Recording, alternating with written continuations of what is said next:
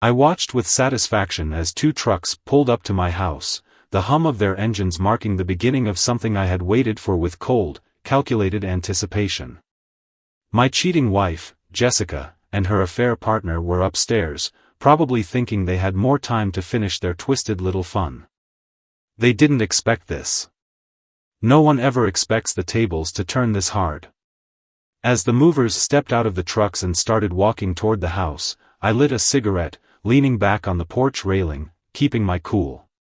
The breeze carried the smell of fresh pine from the yard, but the scent did nothing to ease the storm brewing in my chest. If anything, it fueled the fire I'd been holding back for too long.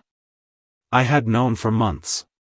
It started with the little things, Jessica's constant texting, the way she suddenly became obsessed with her appearance, and the late nights out with the girls. But I wasn't a fool. I know what a liar looks like when they're trying too hard to cover their tracks. I followed her once, saw her climb into some guy's car, laughing like she hadn't a care in the world. The pieces of the puzzle fell into place so fast it made my head spin. After that, I did my homework. Hired a private investigator.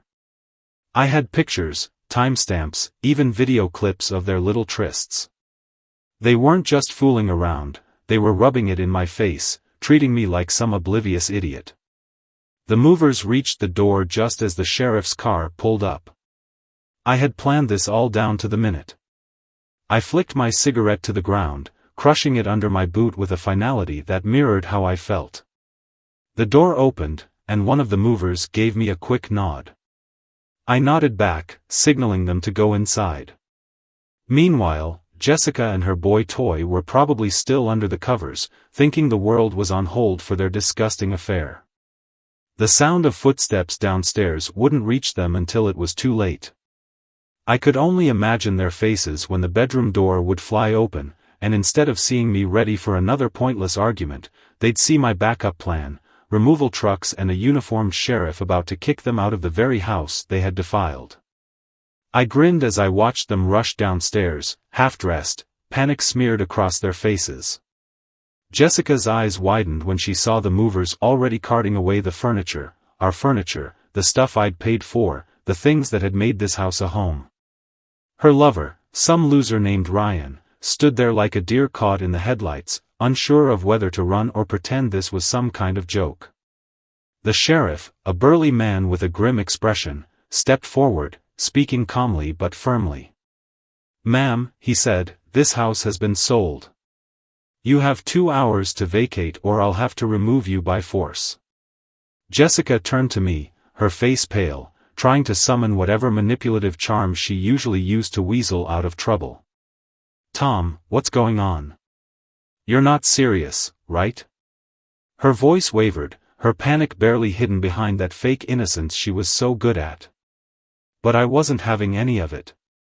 "Serious as a heart attack, Jess," I replied coldly.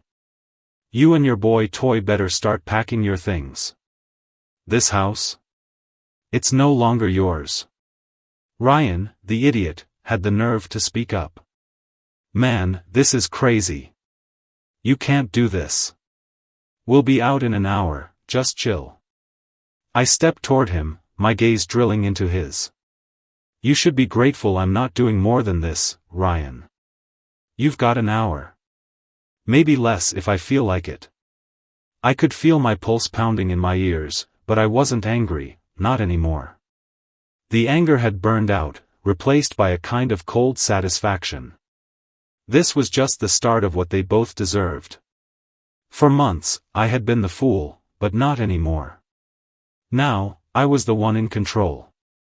Jessica stammered something, but I had already turned my back on them, walking toward my car. I had better things to do than stand there listening to her pathetic excuses. The sound of the movers loading up the truck was all I needed to hear. I didn't look back as I walked to my car. I could hear Jessica scrambling behind me, her footsteps loud on the hardwood floors we had once picked out together. Funny, how little those things mattered now. Everything we had built, everything that was supposed to mean something, it all felt like a lie, like a bad joke, and I was the last one to get the punchline. Tom. Tom, wait. Her voice had that shrill, desperate tone I'd heard before, usually when she was trying to talk her way out of trouble. She had no idea what kind of trouble she was really in this time. I stopped just before opening my car door, turning to face her. She stood there in the doorway, barefoot, wearing nothing but a robe she probably grabbed in a rush. Her hair was a mess, her face flushed, definitely not the look of a woman who'd just woken up from an innocent nap. Behind her, Ryan was lingering like a lost puppy, still shirtless, trying to figure out what the hell he was supposed to do. If I didn't hate him so much, I might have felt sorry for the guy. Tom, please, we can talk about this. What's going on? Jessica pleaded, taking a few steps toward me. You can't just sell the house without telling me. This is our home. I laughed, a sharp, humorless sound that felt like it cut right through the tension in the air. Our home? I repeated, shaking my head. Jess, this stopped being our home the minute you started bringing him into it. You made your bed, literally, and now you can lie in it. Just not in my house. Her eyes widened, but it wasn't shock. No, Jessica was far too clever for that. She knew she had messed up, she just didn't think I'd ever find out, let alone do something about it. She always underestimated me, thinking I was too blind or too weak to stand up for myself. Well, today was the day she learned how wrong she was. Tom, I'm sorry, okay? It was a mistake. I was confused, I didn't know what I was doing. She trailed off, her voice dripping with fake sincerity. I knew this script. I'd seen her use it before, when she wanted something, anything, from me. But this time, I wasn't buying it. A mistake? I echoed, keeping my voice steady. Sleeping with some random guy for months isn't a mistake, Jess. It's a choice. And you made it, over and over again. Ryan shifted uncomfortably behind her, but didn't say a word. Smart move on his part, if he knew what was good for him, he'd stay out of it. But Jessica wasn't going to let him off that easy. She turned, looking at him with a mixture of frustration and desperation. Ryan, help me out here. Tell him it wasn't like that. Ryan, however, was not nearly as confident as he had probably been just an hour ago, when everything was going his way. He glanced at me, then back at Jessica, clearly not wanting to get involved in this mess any more than he already was. Jess, maybe we should just go. I don't think. You don't think? Jessica snapped, cutting him off. Her true colors were showing now, the mask slipping as her anger flared. You've been all talk for months, and now you're just going to leave me here to deal with this? I leaned against my car, watching the scene unfold with a kind of detached amusement. If this wasn't my life falling apart in real time, it might have been entertaining. Jessica was unraveling, and it was clear that whatever fantasy she and Ryan had cooked up about their future was falling apart at the seams. Don't worry, Jess, I said, interrupting their spat. You won't be dealing with it for long. Like the sheriff said, you've got 2 hours to pack up and leave. You're out of time. Her face twisted with rage, and for a second, I thought she might actually try to hit me. But she didn't. Instead, she turned her anger back on Ryan, who was backing away like a guy who suddenly realized he was in over his head. You coward, she spat at him. You said you loved me, that we'd figure this out together. Ryan, looking more and more like a rat fleeing a sinking ship, mumbled something about not signing up for this and hurried out the door, leaving Jessica standing there, abandoned by the very man she had betrayed me for. It was almost poetic. I pushed myself off the car and walked back toward the house, stopping just inches from her. You know, I said, my voice low, I used to wonder if it was something I did. If maybe I wasn't enough for you. But now? Now I see it wasn't about me. It was about you, Jess. You're just a selfish, lying bitch who can't stand not getting what she wants. Her face contorted, but she didn't deny it. She couldn't. I didn't wait for her to respond. I walked inside, past the movers, who were almost done emptying out the place. This house, these memories, they didn't belong to her anymore. They were mine. And for the first time in months, I felt like I was finally taking them back. I walked inside, leaving Jessica standing in the doorway, probably trying to figure out how the hell her world had crumbled so fast. I could hear her shouting something behind me, but it was just noise at this point. I had moved past caring. The movers were efficient, just as I had instructed. They knew what they were doing, loading everything of mine into the trucks with swift precision. The things that mattered to me were packed away, while the rest of the furniture, the shared memories, and all the stuff I didn't give a damn about anymore, stayed behind. They were part of the past, a past I was ready to burn down. As I moved through the now empty living room, I felt a strange sense of relief. There had been so many nights where I sat in this very room, wondering what had gone wrong, where things had changed between Jessica and me. Turns out, the problem wasn't that I wasn't good enough, it was that she was never satisfied. That knowledge had been like a knife to the gut at first, but now it felt more like a clean cut, sharp, painful, but one I could heal from. The sheriff walked in, looking around at the half-empty house. He gave me a nod, acknowledging that things were progressing as they should. I'd paid off every mortgage bill, signed the papers, and made sure everything was legal and airtight. Jessica had no idea. She probably still believed she had control, that I'd never take this step. "You all right?" he asked, his voice calm but professional. I gave him a nod. "Better than I've been in months." "Good. Once the movers are done, she's got about an hour left to get out. If she tries anything, just let me know." I didn't think she'd try anything dramatic, but with Jessica, you could never be too sure. She was a master of manipulation, twisting situations in her favor until they were unrecognizable. But today, no amount of lies or crocodile tears could save her. The sheriff walked back out to his car, leaving me alone with my thoughts again. I could hear Jessica yelling at the movers from outside, her voice rising and falling in the same pattern it always did when she didn't get what she wanted. First came the anger, then the pleading, then the victim routine. She was probably telling them how this was all a misunderstanding, how I was being irrational, hoping that maybe someone would take her side. But no one was going to save her this time. Not Ryan, who had vanished like a ghost. Not the movers, who couldn't care less about her personal drama. And certainly not me. I made my way upstairs to what used to be our bedroom. It felt different now, stripped bare, like a hollow shell of what it once was. The bed was gone, the closet doors swung open, empty hangers clinking together in the breeze from the window. This was where it had all happened, where Jessica and her lover had shared their stolen moments, thinking I would never find out. The rage that had been simmering just below the surface began to bubble up again, but I pushed it down. I didn't want to give her that power over me anymore. Instead, I walked over to the nightstand and pulled out the drawer. There, tucked under some old receipts and forgotten papers, was the little black notebook I had found months ago. The one where Jessica had carelessly written down dates and times, scribbling love notes to Ryan like a teenager.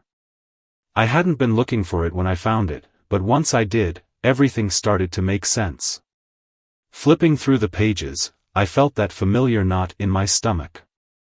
The things she had written, her thoughts, her feelings about him, about us, were like little needles stabbing into the last bits of my trust. She'd mocked me in her writing, calling me boring, predictable. She had called Ryan exciting, spontaneous, everything she thought she wanted in a man. I closed the notebook, tossing it into the trash. That was where it belonged, with all the other garbage she had brought into my life. I heard footsteps behind me and turned to see Jessica standing in the doorway, her face red with frustration. "You're really doing this, huh? You're just going to throw everything away, like it meant nothing?" she asked, her voice shaking with a mix of anger and desperation. I took a deep breath, steadying myself before I spoke. No, Jess. You threw everything away the moment you started sleeping with him. I'm just cleaning up the mess you left behind. She scoffed, folding her arms across her chest. It wasn't just about that, Tom. We weren't happy, and you know it. You were never around, always working, always distracted. I needed more. I deserved more. There it was, her favorite excuse. Somehow, she always managed to twist it around so that she was the victim, the one who had been wronged. But I wasn't falling for it anymore. Don't give me that bullshit, Jess. You could have talked to me. We could have worked on things. But instead, you decided to screw around behind my back and treat me like a fool. So no, I'm not throwing anything away. I'm just done being your safety net.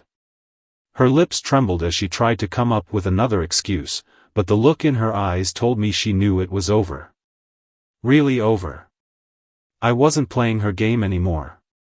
Tom, please, she whispered, her tone suddenly soft. We can still fix this. I'll make it right. I'll end things with Ryan, and we can start over. I stared at her for a moment, wondering how many times she had said something like this to herself, convincing herself that she could have it all without any consequences. But I had made my decision. No, Jess. There's no fixing this. We're done. Her face fell, and for the first time, I saw a flicker of real fear in her eyes. The reality of the situation was sinking in. She wasn't in control anymore. Without another word, I walked past her, leaving her standing in the empty room that used to be ours. The sound of the movers downstairs filled the silence, and I didn't look back. I headed downstairs, feeling the weight of the situation settle in. It wasn't just the end of a marriage, it was the end of a life I had invested everything in, believing it would last. As I reached the bottom of the stairs, I heard the movers finishing up. They were efficient, professional, packing the last of my things into the truck without so much as a glance in Jessica's direction. I stepped out onto the porch, needing the fresh air to clear my head. The house behind me felt like a tomb, holding only the ghosts of what we had once been. Jessica was still upstairs, probably sitting in that empty room, trying to figure out her next move. But for the first time, I didn't care what her next move was. She was no longer my problem. I pulled out my phone, checking the time. She had about 45 minutes left before the sheriff would enforce the eviction. She could stay there, stew in her own mess, or pack up whatever was left and walk out with whatever dignity she still thought she had. The movers finished loading the last box and gave me a nod before climbing into their trucks. I didn't need to give them any more instructions, they knew the drill. It had all been planned. I had taken my time with this, making sure everything was perfect. I watched with satisfaction as the trucks pulled away, heading toward the storage facility where my things would be kept until I figured out my next steps. As I lit another cigarette, I saw the sheriff approach, his expression still calm and businesslike. He didn't seem fazed by the drama, probably used to seeing this kind of thing more often than I could imagine. "You good?" he asked, stopping beside me. I took a drag of the cigarette and nodded. "Yeah. Just waiting for the clock to run out." He glanced back at the house, then looked at me again. "She's not coming out without a fight, is she?" I shrugged. "She'll come out. She knows this is done. She just needs time to figure out what that means." He nodded, understanding. "Well, you've got time. But once it hits, I'll have to move her out if she doesn't go willingly."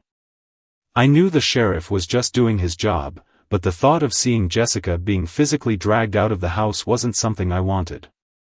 No matter how much she had betrayed me, we had shared a life together once. I wasn't cruel. I wanted her to leave, but I didn't want to see her humiliated like that. The minutes passed slowly as I stood there, watching the house, the cigarette burning down between my fingers. The memories of how things used to be flashed in my mind, our first day moving in, painting the walls, picking out furniture, and all the little moments that were supposed to build a future. But those moments didn't matter anymore. They were just a backdrop to a lie I hadn't seen coming. I heard the front door creak open, and Jessica finally emerged.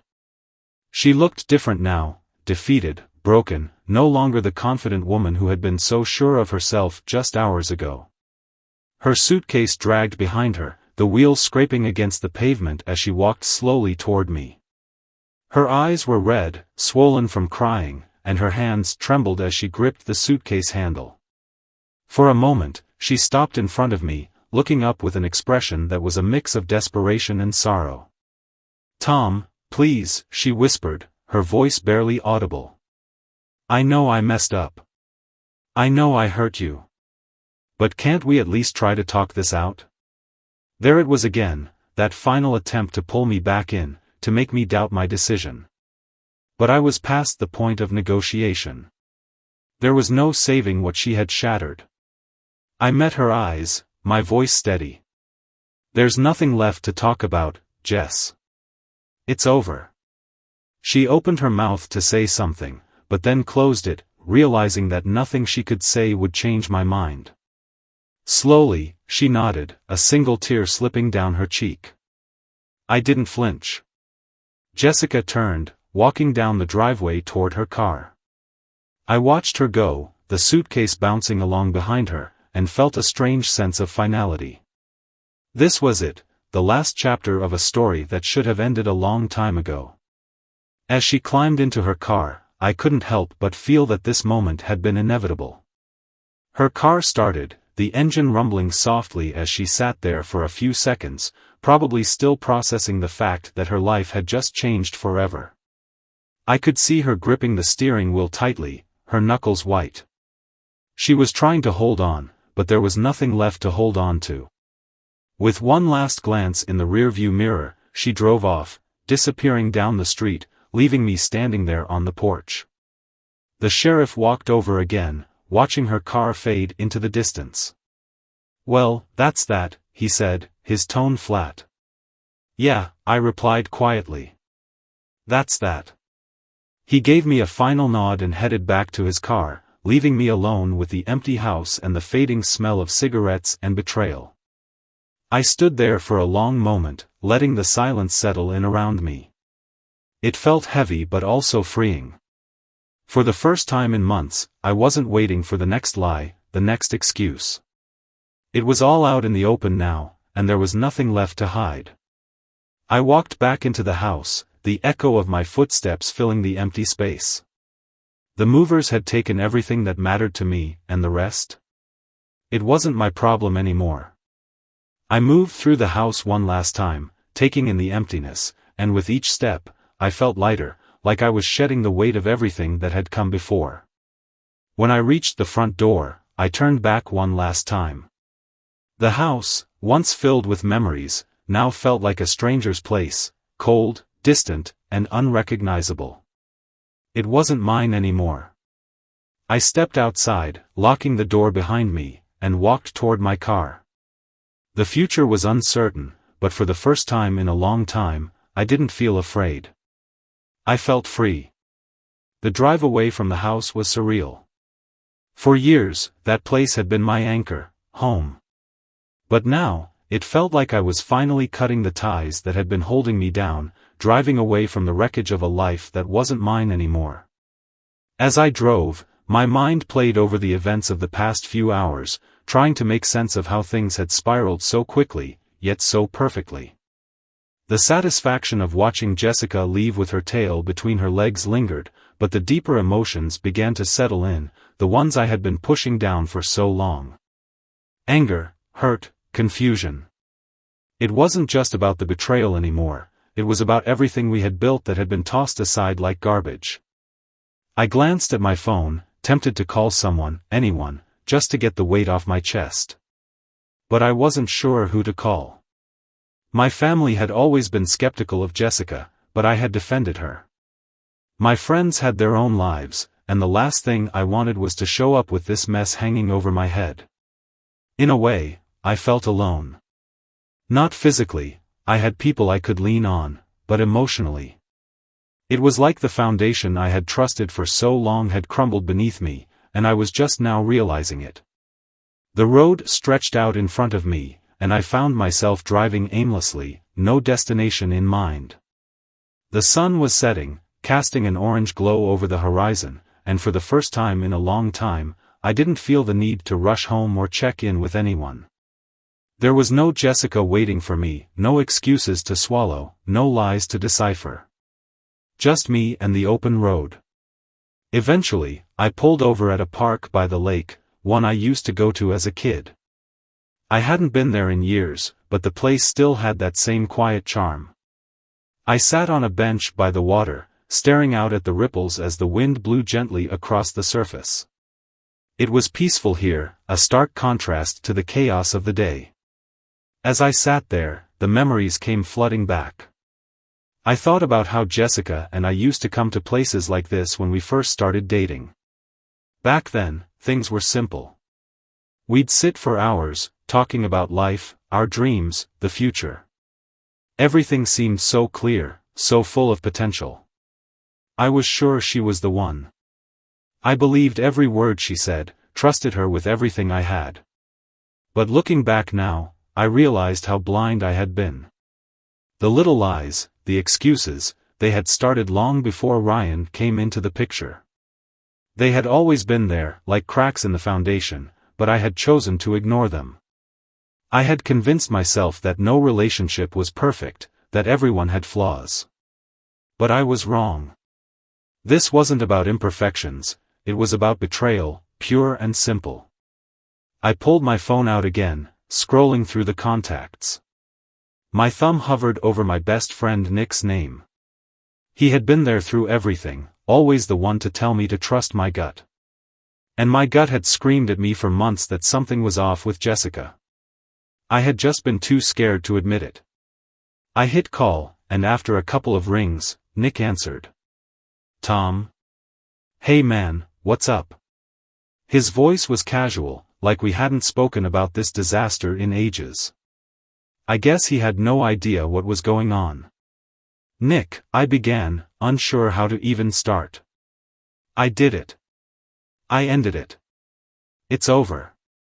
There was a pause on the other end, and then Nick let out a slow whistle. "You serious? What happened?" I filled him in, telling him everything, from the affair, to the eviction, to the moment I watched Jessica drive off for good. The more I talked, the more it felt real. Saying it out loud made the weight of it heavier, but also clearer, like I was finally able to process what had happened. "Damn, man," Nick said when I finished. "I don't even know what to say. I knew things were bad, but I didn't think it'd get to this point. You holding up all right?" I leaned back on the bench, watching the sun dip lower over the lake. "I'm fine, I guess. I don't know. It's weird. I thought I'd feel more broken, you know? But honestly, I just feel relieved. Like I've been carrying this load for so long and now it's just gone." Nick was quiet for a moment, then he said, "That's because you already grieved this relationship a long time ago. You just didn't let yourself admit it until now. Trust me, I've seen it in you for months. You knew it was over, you just weren't ready to let it go." I thought about that. Maybe he was right. Maybe, deep down, I had already accepted that our marriage had been dying for a long time. I had just been too stubborn, or maybe too afraid, to end it. I wanted to believe that things could change, that Jessica would come around, that we'd find our way back to what we used to be. But that was a fantasy. And today, I had finally shattered that illusion. "Yeah," I said after a while. "I think you're right. It's just strange, you know? I never thought it would end like this. Not with trucks, movers, and a sheriff watching her walk out of my life." Nick chuckled softly. "Hey, at least you got some closure. Some people never even get that." Closure. That word hit hard. I guess that's what this was, wasn't it? The final nail in the coffin of our marriage. And even though it hurt, even though it felt like a chapter of my life had been ripped out and thrown away, I knew it was the right thing to do. "You need anything?" Nick asked. "Want me to come by or grab a drink or something?" "Nah," I replied. "Not right now. I think I just need some time to figure things out." "Alright, man. But if you change your mind, you know where to find me." I thanked him and hung up, pocketing my phone and leaning forward on the bench, my elbows resting on my knees. The lake was calm, the sky now turning shades of pink and purple as the sun set. I felt a strange kind of peace, like I was finally free from the weight I had been dragging around for so long. As I sat there, I thought about what came next. I hadn't figured that part out yet. Divorce was inevitable, but beyond that? I didn't know. But for the first time, I wasn't scared of the unknown. I wasn't scared of starting over. I was ready. The next few days passed in a blur. The silence in my temporary apartment felt deafening at first, but eventually, I started to get used to it. There was no more tension, no late-night arguments, no pretending everything was fine when it wasn't. It was just me, alone with my thoughts, and for the first time in a long while, that felt like a good thing. I had already set the divorce papers in motion. I wasn't dragging this out any longer than it had to be. Jessica could keep whatever scraps of our life she thought were worth saving, but I was done with all of it. I had moved my things into storage, and was renting this place until I figured out my next steps. It wasn't much, just a small one-bedroom apartment downtown, but it was mine, and right now, that was all I needed. Nick came by one evening, bringing a six-pack and a pizza, trying to lighten the mood. He hadn't asked for details since our phone call at the lake, and I appreciated that. We didn't need to keep talking about Jessica or what had happened. It was enough that he knew. As we sat on the couch, Nick cracked open a beer and handed it to me. "You look better, man," he said, taking a sip of his own drink. "I mean, considering everything. How's it been?" I shrugged, taking a long gulp of the cold beer. "It's been weird. Quiet. I guess that's what I wanted though." Nick nodded, setting his beer on the coffee table. "Yeah, I get that. But still, this is a lot to go through. You talked to anyone else about it? Family, anyone?" I shook my head. "Not yet. I'll get around to it eventually, but I just needed some time to process everything, you know? It's hard enough admitting this to myself. I'm not ready for the pity looks from my family or the 'I told you so' speeches." Nick leaned back, stretching his legs out. "I hear you. But you know your family's got your back, right? They'll support whatever you need." I nodded, knowing he was right. My mom would probably smother me with concern, and my dad, well, he'd offer that tough love that I didn't exactly need right now. But Nick was right, they would support me no matter what. I just wasn't ready to face that yet. We spent the rest of the evening catching up on other things, sports, work, anything but the disaster that had been my marriage. It was nice to talk about something else for a change, to not have every conversation circle back to Jessica and the mess she had made of our lives. For a few hours, it felt like I was normal again, like this massive upheaval wasn't hanging over my head. But as the night wound down, and Nick left, the quiet settled back in, and my thoughts started drifting back to everything that had happened. As much as I tried to distract myself, the reality of the situation still hit hard when I was alone. The apartment was small, the walls too bare, the air too still. This wasn't where I was supposed to be. I should have been at home, in my own bed, next to a wife who loved me. But that version of my life was gone. It had never existed in the first place. Jessica had seen to that. I found myself scrolling through my phone, half out of habit, half out of some stupid hope that maybe she'd text or call, say something to make this all make sense. But there was nothing. Not a single message. She hadn't even bothered to reach out since the day she left the house. I guess that was just confirmation of what I already knew, she didn't care. Not really. I tossed the phone aside and lay back on the couch, staring at the ceiling. My mind wandered back to that night, the night I found out.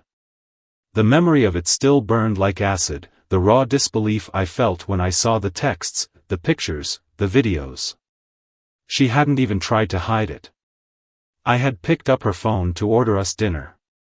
She was in the shower, getting ready for another night out with the girls, and I had no reason to doubt her, until the screen lit up with a message from Ryan. Some cheesy, intimate message about their next time, with a heart emoji. My hands had shaken as I unlocked the phone and scrolled through the months of conversations, the photos, the blatant proof of their affair. I remembered sitting there on the edge of the bed, feeling the ground fall out from under me. My heart pounded, my mind racing through every conversation, every excuse, every late night she had spent working or with friends. The pieces had all fallen into place, and suddenly, the last few months of my life made sense in the worst possible way. When she came out of the bathroom, toweling off her hair, she had that smug smile on her face, the kind she wore when she thought she had everything under control. I couldn't even look at her. I just handed her the phone, opened to her messages with Ryan, and watched as her expression shifted from confidence to shock, then to panic. She had stumbled over her words, trying to explain, trying to minimize it, but there was no minimizing this. I had all the proof in my hands, and her lies couldn't save her this time. That was the moment I knew things were over. Even before the confrontation, before the movers, before the sheriff, I had made the decision right then and there. There was no coming back from what she had done. She had made her choice, and now, I was making mine. I sat up on the couch, rubbing my face with both hands, trying to shake off the memory. It didn't hurt as much now, not in the way it had that first night, but the sting was still there. The betrayal still echoed in the back of my mind, like a wound that hadn't fully healed yet. But I was getting there. Slowly. Day by day, I was piecing myself back together. It wasn't easy, but I was learning to let go of the anger, to accept what had happened and move forward. I wasn't the same person I had been before, and maybe that was a good thing. I grabbed my phone again, scrolling through my contacts until I found the number I needed. It was time to call my lawyer, time to finalize the papers and make this thing official. No more dragging it out. No more waiting. The day I met with my lawyer, the sky was overcast, a perfect reflection of my mood. I pulled up to the office, feeling the weight of everything pressing down on me. Walking into that building felt like stepping into the final round of a fight I never wanted to be part of. But there was no avoiding it. This was how it had to end. Karen, my lawyer, was a sharp, no-nonsense woman in her mid-40s who had seen more than her share of broken marriages. Her office was neat and efficient, just like her. As I sat across from her at her desk, she glanced up at me over her reading glasses, her expression neutral. "Tom, we're almost there," she said, flipping through the papers in front of her. "Just a few final signatures, and this will all be behind you." I nodded, feeling a strange sense of finality. I wasn't sad, not in the way people probably expect when you're ending a marriage. I wasn't mourning anymore. That phase had passed, burned out by anger and betrayal. Now, it was more like exhaustion, like I was just ready for this to be over. Karen slid the papers across the desk, pointing to where I needed to sign. "Once this is filed, you're officially divorced. No going back.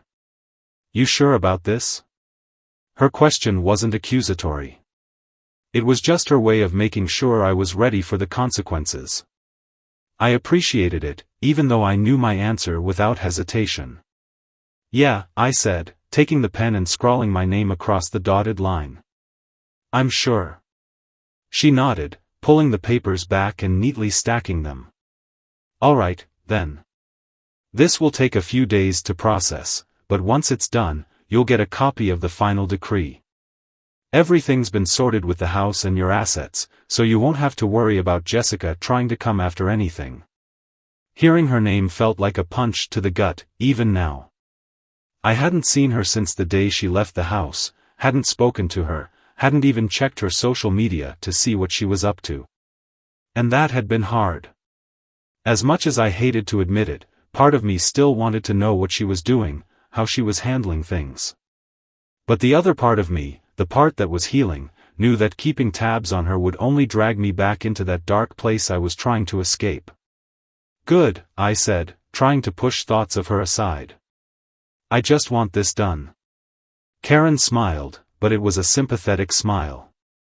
She had seen this look before, the look of someone who had been through hell and back. I get it. And I know it probably doesn't feel like it now, but trust me, this is the best decision you could have made. You're better off without her. I nodded, appreciating her support. Karen had been professional through all of this, but she'd also been kind, understanding that I wasn't just another client to push through the system. I was someone whose life had been turned upside down, and she had helped me navigate that chaos. Thanks, I said, standing up to leave. I appreciate everything you've done. Karen stood too, offering her hand. Anytime, Tom. And if you ever need anything else, you know where to find me. I shook her hand and walked out of the office, feeling a strange mix of emotions. Relief, sadness, anger, it was all there, swirling together like a storm that had yet to fully clear. But beneath it all, there was also a sense of hope, a small spark of something new that hadn't been there before. Maybe, just maybe, this was the beginning of something better. The drive back to my apartment felt different this time. The sky was still gray, but I noticed the light breaking through the clouds in patches, and for some reason, it felt like a metaphor for my life. I had been living under a dark cloud for months, but now, the light was starting to break through. Slowly, but surely. When I got back to my place, I sat down on the couch and stared at the divorce papers. It was all so final, so official. I had expected to feel more pain, more regret, but all I felt was a deep sense of exhaustion. Maybe that's what closure really feels like, not dramatic or earth-shattering, just a quiet acceptance that things are over. I reached for my phone, scrolling through the contacts again. This time, I wasn't looking for Jessica or a lawyer. I was looking for my brother, Mike. We hadn't spoken much since everything went down. Not because he didn't care, but because I hadn't been ready to talk about it. But now, I felt like I needed family. I needed someone who had known me longer than this mess with Jessica. The phone rang a few times before Mike answered. Tommy, man, how's it going? Hearing his voice felt like a warm hug after a long, cold day. Hey, Mike. I'm good. Well, I'm alright. Just signed the divorce papers. There was a brief silence on the other end before he spoke again, softer this time. Damn, bro. That's gotta be tough. How you holding up? I leaned back on the couch, staring at the ceiling. Better than I thought I would be, honestly. It's weird. I'm sad, I guess, but more than anything, I'm just ready for this to be over. Mike sighed, and I could hear him shifting on the other end. Yeah, I get that. You know, I never liked Jess. I never said anything because, well, you were in love and all, but I always thought she was too cold, man. Too selfish. I let out a bitter laugh. Yeah, I probably should have seen that sooner. Don't beat yourself up about it, Mike said quickly. Love blinds you to a lot of things. But the important thing is you're out now. You're free. Free.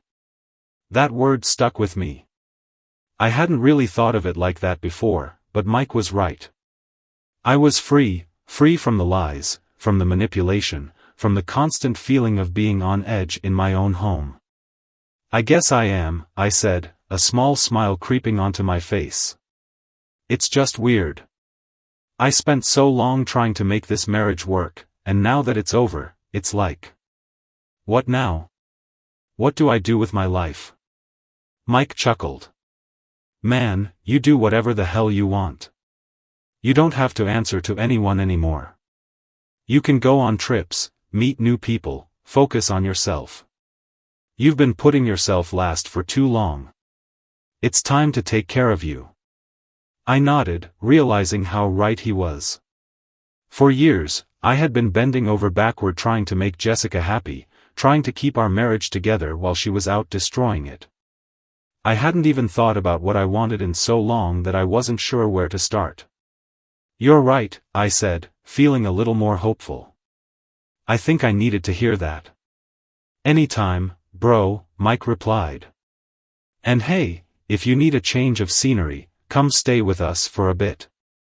The kids would love to see their uncle. I smiled at the thought of spending time with Mike and his family, getting away from everything for a while. I might just take you up on that. After we hung up, I sat there for a moment, letting his words sink in. I was free. And while the road ahead was still uncertain, I had the power to decide where it would lead. The possibilities, for the first time in a long time, felt endless. The next morning, I woke up with a strange feeling of lightness, as if signing those papers had lifted a weight I hadn't even fully realized I'd been carrying. There was no Jessica in the bed beside me, no tension gnawing at my gut, no need to wonder where she was or who she was with. It was just me. And for the first time in years, that was enough.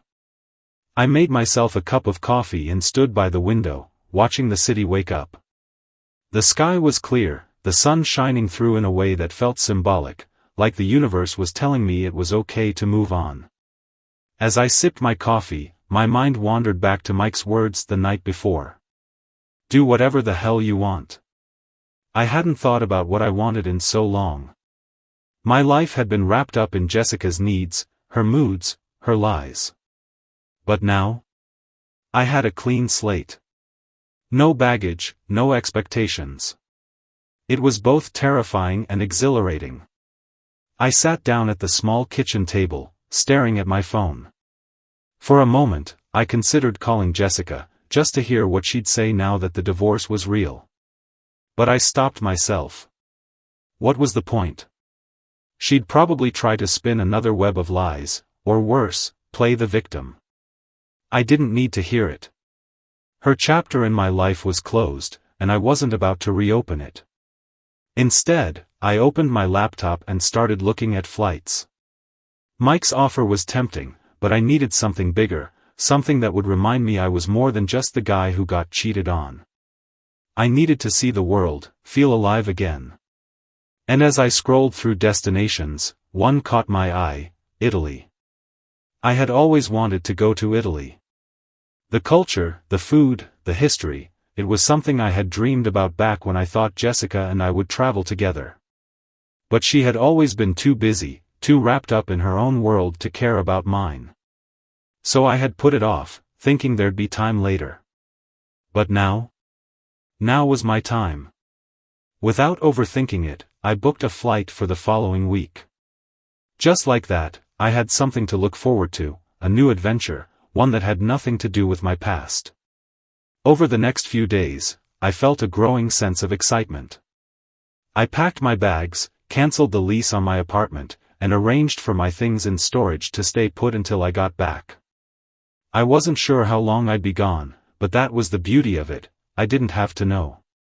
For the first time in years, I didn't have a plan, and that was exactly what I needed. The morning of my flight, I stood at the apartment door, suitcase in hand, and took one last look around. It wasn't much, but it had been my refuge during the storm. Now, I was ready to leave it behind. I locked the door and headed to the airport, feeling like I was stepping into a new life. The flight was long, but I didn't mind. I spent most of it gazing out the window, thinking about how far I had come. The pain, the betrayal, it was all still there, lingering in the background. But it didn't control me anymore. Jessica had taken enough from me, and I wasn't about to let her steal my future too. When the plane touched down in Rome, I felt a rush of adrenaline. This was it.